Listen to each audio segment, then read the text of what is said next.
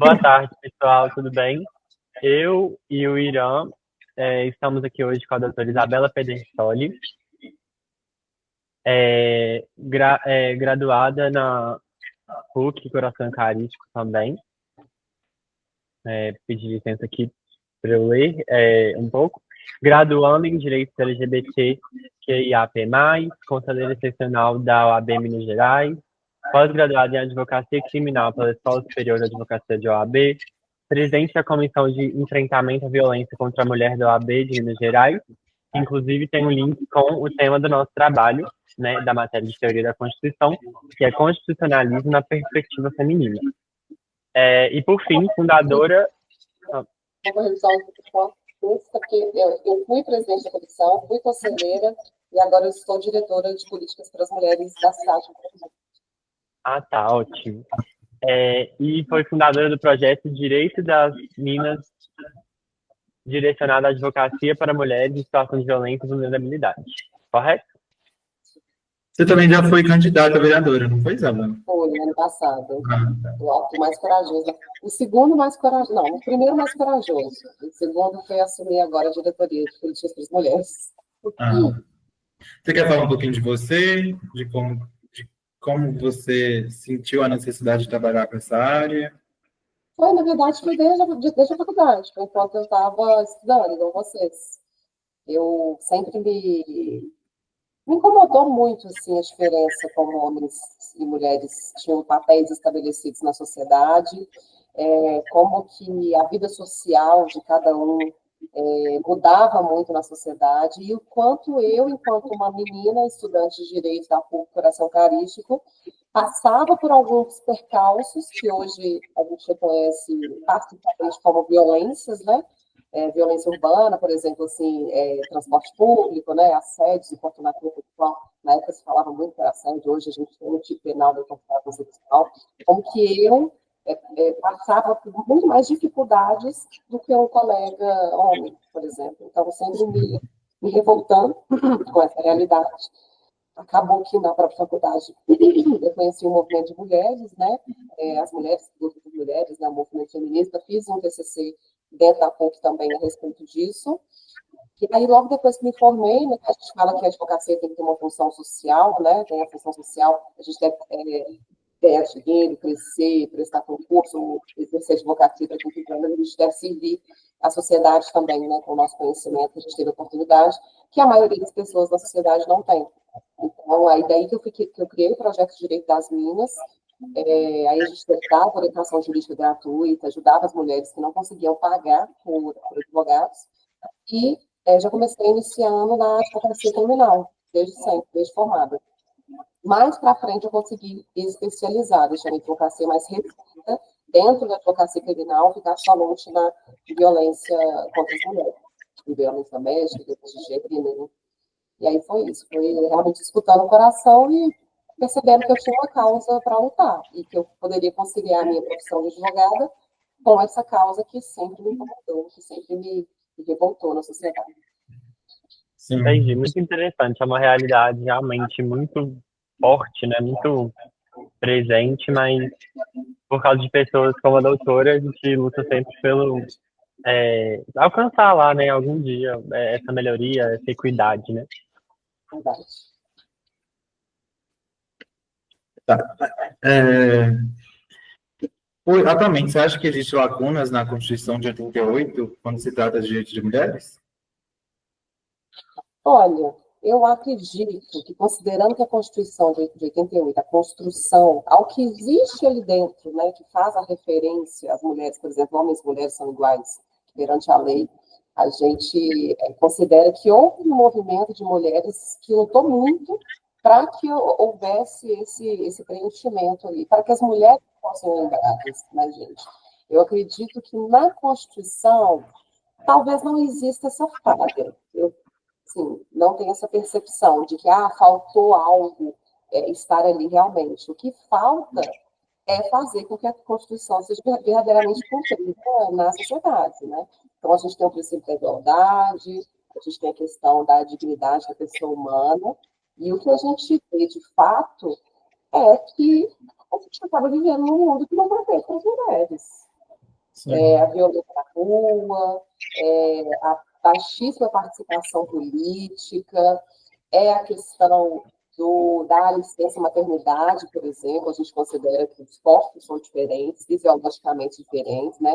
As pessoas que gestam ali, as mulheres, acabam assumindo essa responsabilidade da maternidade, dos serviços domésticos, de uma forma totalmente desproporcional em relação aos homens. E a dificuldade que a gente encontra é que, na política, a imensa maioria das pessoas que estão no Congresso, no Senado, nas câmaras municipais, nas prefeituras, governo, e até presidência, mas a gente teve uma mulher presidente até hoje, a maioria é homem. Então, acaba que a política e os direitos são lembrados ali de um viés muito masculino, sabe? Sim, Realmente. sistema Inclusive, né? desculpe, Irá, te interromper. Não, só falei que o sistema é muito machista ainda. Inclusive, a gente já teve contato na faculdade com esses dados, né? Que a maioria dos presídios femininos, diferente dos presídios masculinos, as mulheres sempre vão, mantêm o casamento, mudam para perto, levam comida e várias outras coisas de higiene pessoal e tudo. Quando é com as mulheres, elas recebem muito menos visitas, ficam lá à deriva, né? Isso é bem, bem complicado e é um reflexo disso que a gente consegue enxergar. Tem um livro maravilhoso do Dr. Drauzio Varela, que, se não me engano, chama Prisioneiras. Tem ele, e tem o Presos que Menstruam, eu acho que é da Nana Oliveira, se não me engano. Presos que menstruam? Presos que menstruam. E o Dr. Drauzio é Prisioneiras, o livro dele. É espetacular. O presídio, né, que ali é quase uma condição subhumana que as pessoas encarceradas estão submetidas, onde é escancarado. As filas em presídios masculinos, elas dobram a esquina, são imensas. E aí vai a mãe, a tia, vai a esposa, vai a amante, vai a prima, vai assim. É uma loucura, sabe? As mulheres estão sempre ali, como se a culpa dele fosse menor que a mulher presa. Porque uma mulher encarcerada, a sociedade vê como, não, ela sabia o que ela estava fazendo, então agora a mulher encarcerada, ela é abandonada pela sociedade. Tem uma outra questão também, da mulher encarcerada. Se o homem vai preso, a vida continua. A mulher vai cuidar dos filhos, vai dar conta da família, muitas vezes assume o lugar dele na criminalidade. Então, se era tráfico, ela pega o lugar dele e assume que ela está sendo presa, porque a maioria das mulheres também está presa por conta de atividades criminosas dos companheiros. É isso que eu ia falar agora. É muito louco pensar isso.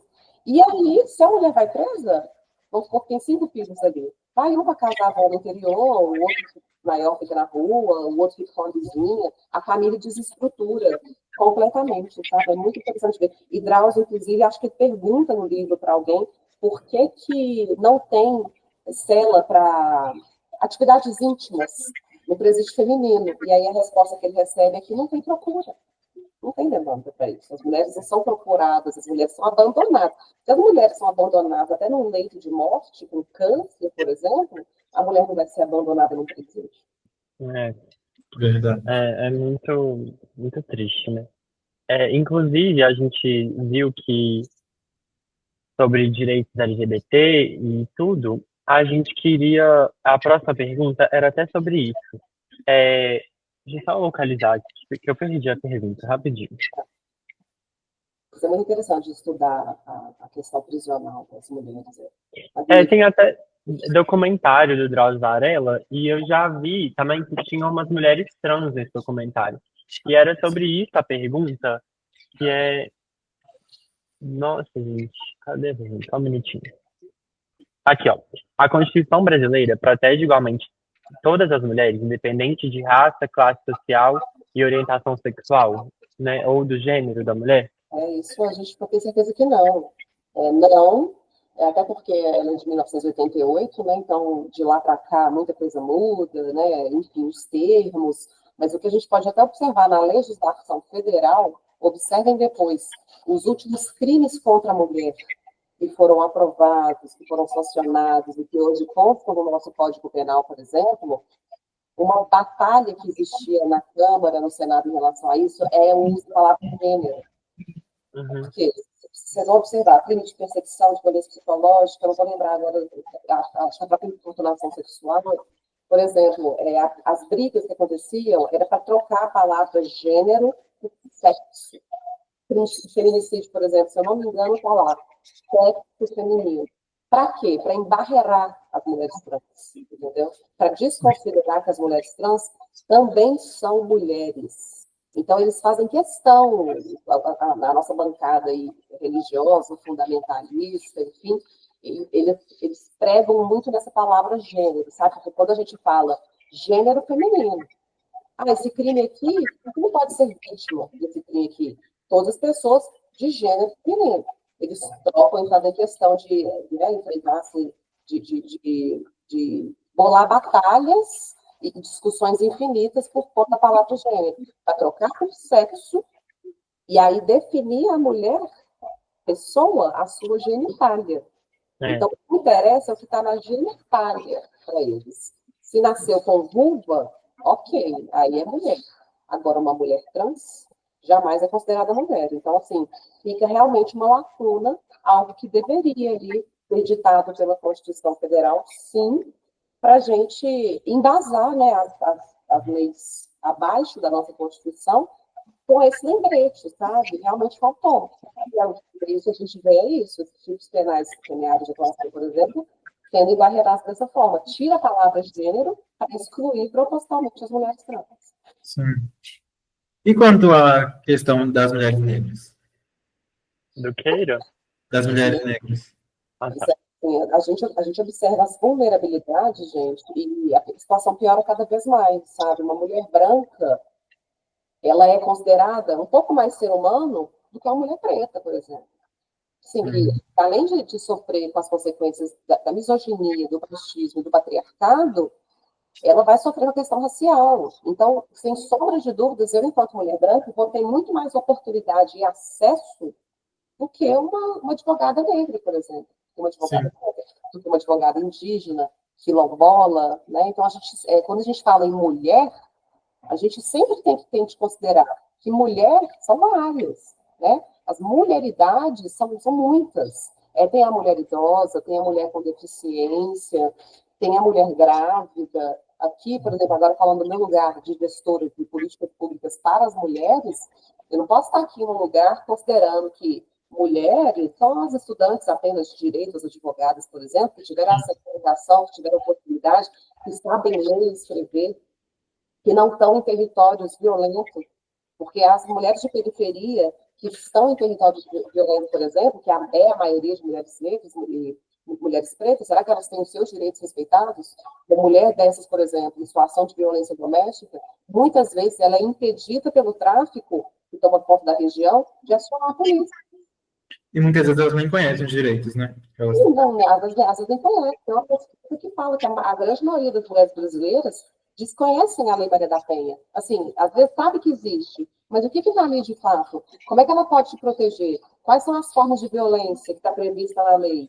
A falta de conhecimento. E aí esse impedimento também, que a questão social vai colocar. Então, a mulher pessoal com violência não pode chamar a polícia, porque se ela chamar a polícia e o tráfico vai contra ela, por exemplo, ela acaba sendo violentada duplamente, né? Pelo agressor e pela questão da violência urbana ali do tráfico de drogas. Então, nossa, quanto mais uma mulher com deficiência, por exemplo, tem muitas vezes seu direito de ir e vir limitado.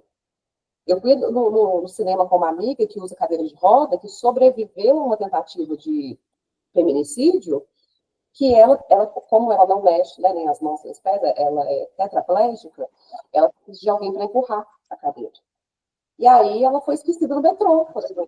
Ela estava ali, indo no cinema, a hora que chegou na estação ali no shopping, que eu estava esperando ela, fora do metrô, ela falou que, mesmo avisando, né, os funcionários, mesmo pedindo para que eles retirassem ela do vagão na estação do shopping, ela foi esquecida. Então, assim, poxa, olha, porque às vezes é básico, alto básico.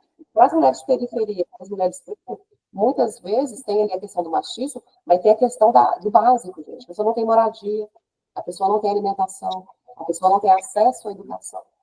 Então, se a gente não desenvolver políticas públicas né, o poder executivo e o poder legislativo, né, através das leis e fiscalização, se a gente não desenvolver políticas públicas para amparar essas mulheres, para que a gente faça, né, valer o que está previsto na Constituição Federal, da questão da igualdade, da dignidade da pessoa humana, a gente não vai conseguir.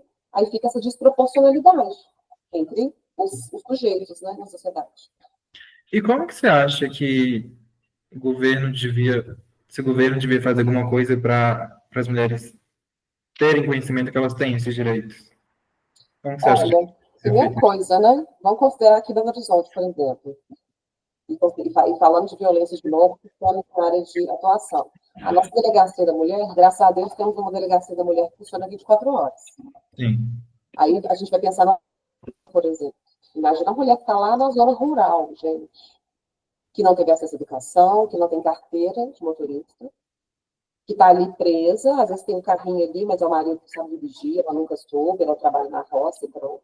Imagina como que essa mulher faz para fugir de uma situação violenta, por exemplo, ou ir até a delegacia da cidade. E mesmo assim, ela vai até a delegacia da cidade e não é uma delegacia da mulher. Então, não tem ali as pessoas capacitadas policiais, ela tem o direito de registrar isso em qualquer delegacia, mas não são pessoas capacitadas. sim. Sabe? Igual aqui, a gente tem a delegacia especializada de atendimento à mulher. Aí, considerando que Belo Horizonte, vamos imaginar uma mulher que mora ou no Barreiro ou em Vendanópolis. Eu já fiz, quando eu fui candidata, eu fiz essa contagem, que eu saí lá da estação do Vilarinho para poder vir até a delegacia daqui. Se eu não me engano, foram 2 horas. Nossa. Foram cerca de 2 horas. Para conseguir chegar de transporte público. E aí foi um dinheiro ali também, porque foi passagem, foi 2 ônibus, mesmo assim uma recuperação a pé, sabe? Então foi um dinheiro ali que muitas vezes as mulheres de vulnerabilidade social não têm. Sim. E aí consegui ser atendida. Então, assim, agora eu me perdi na pergunta que você me fez mesmo. Comecei a falar. As mulheres. Perguntei como você acha que o governo Pode, isso. Então, primeira coisa, chegar até essas mulheres. Porque esperar que ela, por conta própria, reconheça a violência, tem rede de apoio, com filhos, crianças, consiga chegar até a delegacia 2, 3 horas depois. Isso porque está na capital. Uma mulher do interior, uma mulher de zona rural, uma mulher indígena que não pode, por exemplo, é pior ainda. Então, o Estado precisa dar um jeito de estar nos territórios, ampliar os centros de atendimento. Uhum. Apoiar as ONGs também, porque é a OSC, né, agora que fala, porque as OSCs, elas muitas vezes fazem um trabalho que o Estado não faz. Chega onde o Estado não chega, sabe? Então, assim, a gente não tem que esperar que ela venha até a delegacia aqui na região central, no Barro Preto, no Lourdes. A gente tem que ir até ela para informar, para amparar, para falar que ela não está sozinha. Outra coisa que a gente é muito frágil isso, e eu não sabia até entrar, é a questão dos dados. A gente não tem dado específico, por exemplo. Como é que estão as mulheres pretas na história aí? Como é que estão as mulheres com deficiência? E as meninas? E as mulheres idosas? E as mulheres idosas com deficiência e em situação de vulnerabilidade? Sabe? Então, a gente precisa coletar dados. O poder público deve coletar esses dados, porque a gente só consegue desenvolver política pública quando a gente tem dados. Com números, Poxa, qual região aqui de Belo Horizonte que é mais violenta para as mulheres, por exemplo? É o Barreiro? É a região Centro-Sul? É a região Leste? Onde tem maior índice da violência de rua, por exemplo, ou da violência doméstica? Porque aí a gente consegue fazer um trabalho estruturado, pensado, calculado para aquela região ali onde se acontece mais importunação sexual, por exemplo, sabe? Então, isso demanda dinheiro, demanda dedicação, demanda pesquisa, demanda parceria com a universidade, e eu acredito que é a partir daí, estando onde elas estão, fornecendo isso, não esperando que elas venham, porque tem zilhões de dificuldades, questão de filho, a questão do cuidado, por exemplo, as mulheres são a maioria ali, que estão cuidando dos idosos, que estão cuidando de uma pessoa com deficiência na família, que estão cuidando das crianças, é difícil, muito difícil mesmo que consigam vir. Então, acho que a gente pode começar a partir daí, sabe? É bem difícil. E isso de zonas rurais e tudo, é mais difícil, né, de chegar a informação em certas zonas rurais. Então, às vezes, até da mulher reconhecer que ela está passando por uma violência psicológica ou muitas vezes também física, né? E aí, por exemplo, ela vai para a delegacia. Às vezes todo mundo se conhece e as pessoas que estão lá têm o mesmo pensamento machista, então ela acaba, né, não adianta muito, né? Então isso é Então, realmente um ponto bem interessante que eu nunca tinha parado para pensar, que é essa falta de acesso mesmo, né, de amparo. e assim, tem a questão até das mulheres com deficiência e das mulheres que não falam o nosso idioma, por exemplo, de outras etnias, alguma etnia indígena, por exemplo, enfim. Aham, Como é que essa mulher se comunica numa delegacia de polícia? é, Verdade. São tantas peculiaridades, são tantos recortes que tem nisso, que a gente precisa pensar, é sabe? Tem que alguém verdade. para pensar. Só que com É, falta de representatividade política, a gente fica dependendo de homens que são diferentes e pensarem Sim. nessas questões tão minuciosas. pois é. E aí, então eu vou te aproveitar para te perguntar, é uma pergunta um pouco mais específica, mas quais são os dispositivos da Constituição Federal de 88 e, na sua visão, são os mais relevantes para a proteção dos direitos das mulheres? Assim, eu não sei se não Hum, precisa citar uma coisa exata, assim, mas sim. um viés, sabe? Enfim. Eu acredito, assim, né, considerando tudo que a gente conversou aqui, o princípio da igualdade, né, que a gente falou, né, homens e mulheres são iguais, e da dignidade humana também, acho que a gente pode começar a partir daí, sabe? Com os dois, Sim, assim, para mim, mais importantes e que a gente não vê ser, de fato, efetivado, assim, na sociedade. sim, exatamente. Mas, em contrapartida, a doutora acha que as reformas constitucionais recentes estão impactando de uma forma positiva para os direitos das mulheres? Acho que sim, acho que sim, acho que a gente está caminhando. Não somente as constitucionais, mas as legislações inferiores ali também, como o Código Penal, né, que eu tenho mais contato. Eu acho que Uhum, sim, é sim um avanço. Acho que a Então, gente você tem acha que está que- tendo uma evolução, não que está parado, assim. Não, eu acho que sim, eu acho que tem uma evolução. Eu acho que a Sim. gente pode falar que tem, sim. sim. E para finalizar, é, o que a doutora espera para o futuro do constitucionalismo feminista no Brasil e no mundo? Uma pergunta mais. É difícil, gente. É difícil, né? Mas, É, mas acho que, assim, pelo teor da entrevista, a gente já até imagina uma resposta, então. Mas eu acho que é uma pergunta importante de se fazer, sabe? Não, muito importante, assim, sabe? Isso de, né, o que a gente espera, assim, é complicado enquanto uma mulher feminista, né, advogada, especialista em violência contra as mulheres, porque eu acho que tem dias que eu estou super, assim, animada, sabe? E esperançosa, e crente que a gente está realmente evoluindo, que os direitos estão sendo mais conquistados, assim, sabe? Que as mudanças legislativas estão acontecendo e que a gente está sendo lembrada muitas vezes, mas ao mesmo tempo tem dias que Desmotiva, né? estou completamente desmotivada, assim, pensando, nossa, a gente está lutando tanto e está saindo pouco do lugar, sabe?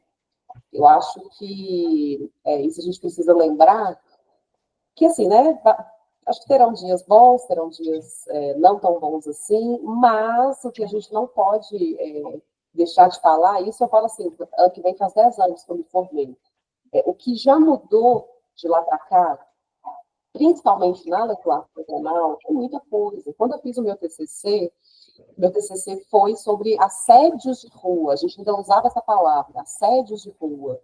Em 2018 veio o crime de importunação sexual, depois veio o crime de violência psicológica. A gente tem uma bancada aí legislativa que está aumentando cada vez mais, sabe? Que está lembrando cada vez mais das mulheres. Só que, ao mesmo tempo, quando a gente analisa os dados, a gente vê que a devida igualdade, a sonhada igualdade entre homens e mulheres, segundo a ONU, né, tem dados diferentes. Né? Segundo a ONU, se não me engano, são 200 anos para a gente se atingir.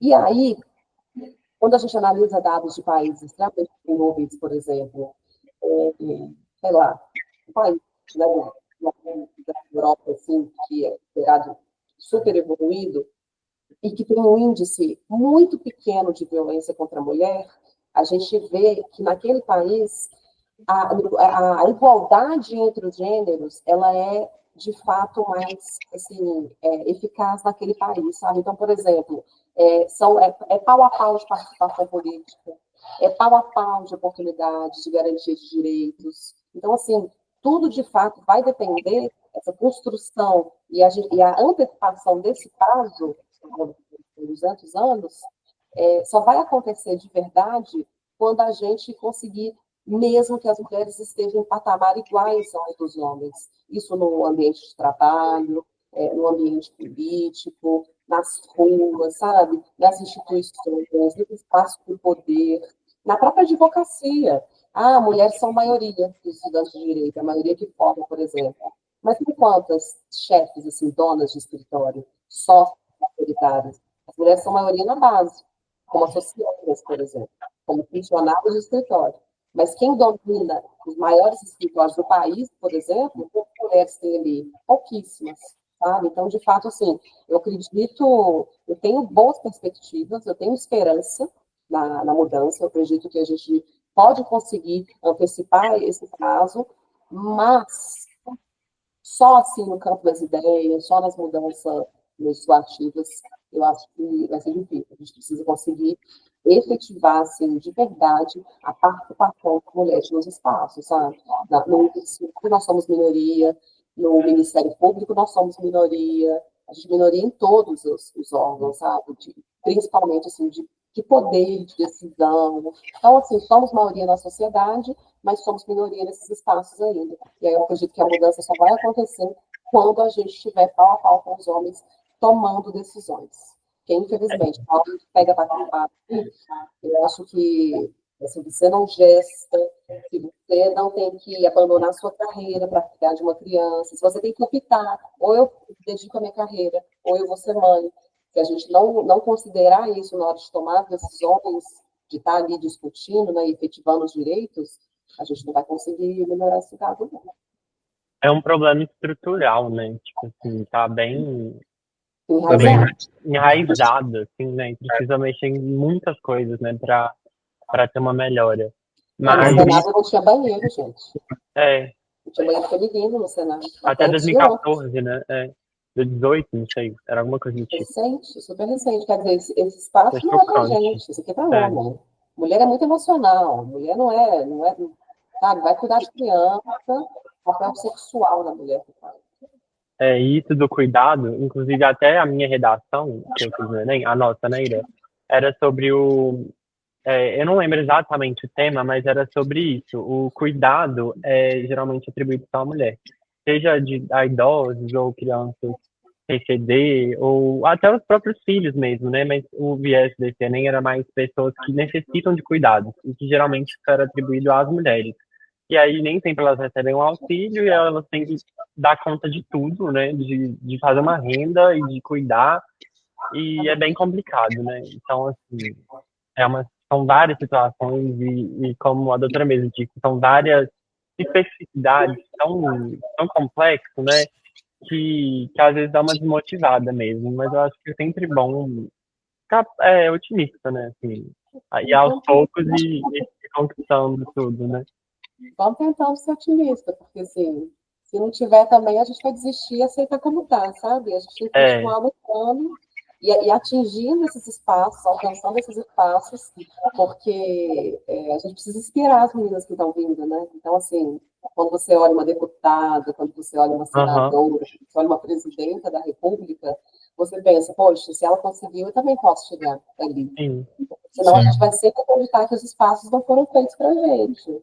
Bem, a política é um claro, a gente cita ele o tempo todo, porque a política, que eu vivi a experiência, é muito cruel para as mulheres, tá? Muito cruel. Se você não tiver um homem ali te validando, né? Seja um marido, seja um pai, seja um avô, vai falar, não, pode confiar que ela vai ser uma boa política, vai ser uma boa pessoa, sabe? É bem complicado. E aí tem os estigmas também, né? Tem que ser uma mulher casada, não pode ser muito velha, não pode ser muito nova. Gente, assim, o meio político é uma preferência heterossexual também, né? sexual, branca, sabe? Porque senão. E são, assim, são coisas que a gente, como sociedade, foi educado a acreditar, sabe? Tá melhorando? Tá melhorando. Mas a gente tem que ficar atento. Tanto a gente É, aqui na sociedade civil comum, quanto as nossas legisladoras lá, porque, como disse Simone de Beauvoir, basta uma crise econômica, política, moral, e agora a gente até inclui aí a ambiental, para que os direitos das mulheres sejam questionados. Exatamente. E está tendo um crescimento. Eu não vou ter dados para trazer isso, né, mas eu tenho a impressão que está tendo um crescimento, né, nessa onda conservadora, sabe? E isso bota em risco as mulheres e vários outros grupos minoritários, né? Então, assim, é todo de uma luta, é dormir com o olho fechado e o outro aberto, porque exatamente, os direitos estão sempre em risco, basta uma crise mesmo. É cansativo, mas vamos lá. Vamos junto. Mas você tem mais alguma coisa para falar, Ira? Não. Então, eu queria te agradecer, doutora Isabela, por ter cedido seu tempo e participado dessa entrevista com a gente. Foi um prazer Muito conhecê-la. obrigado. E estamos sempre à disposição e espero que esteja também sempre à disposição para nós, caso a gente precise, a gente vai pedir uma ajuda aí. Muito obrigada. Ou estudando, aproveitem o curso de Direito, eu aproveitei muito, vivi tudo que vocês pensarem, eu vivi, eu estava em tudo, todos os eventos, até no DA, no DCE, eleições, tudo, assim, eu participava muito intensamente da faculdade, sabe? E que a gente faz saudade depois, isso é verdade. Mas eu só não sentia mais saudade porque eu aproveitei muito, sabe? Eu vivi muito intensamente. Aproveitem o tempo livre que vocês têm para fazer atividades, extracurriculares, participar de tudo que vocês puderem. Depois vocês vêm cá me visitar na diretoria. Muito obrigado, viu? Muito obrigado, doutor. Tchau, tchau. Boa tarde. Boa noite, na verdade.